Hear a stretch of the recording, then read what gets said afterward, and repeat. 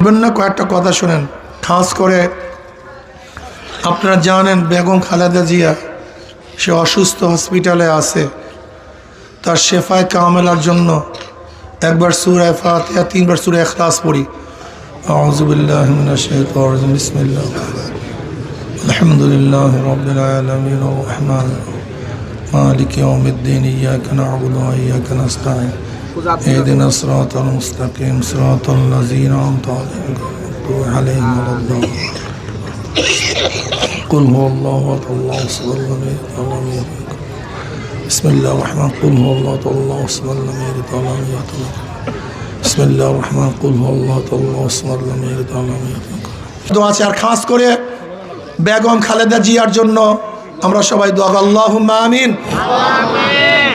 আল্লাহ বেগম খালেদা জিয়ার শরীরকে পরিপূর্ণ আপনি সুস্থ করে দেন। ইয়া আল্লাহ শেফায়ে কামেলা আজেলা নসিব করেন। ইয়া আল্লাহ যাদের উসিলায় মাহফিল হইল, যারা মাহফিলের জন্য চেষ্টা করলো, খাটনি দিল, সাহায্য করলো, আমরা যারা মাহফিলে হাজির হলাম সবার খাস রহমত নাজিল করেন। আল্লাহ এই গোরস্থানে যারা শুয়ে আছে সমস্ত মুমিন মুত্তাকিনদের কবরে আযাবকে মাফ করে দেন।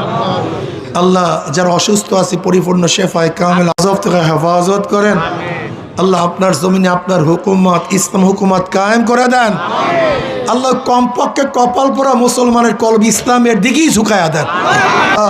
আমরা যেভাবে কামাই করে হালাল রুজির মধ্যে বরকত দান করেন। রব্বির হামহুমা কামা রব্বায়ানি সগীরা। সুবহানা রাব্বিকা রব্বিল ইজ্জাতি আম্মা ইয়াসিফুন, সালামুন আলাল মুরসালিন, আলহামদুলিল্লাহি রাব্বিল আলামিন।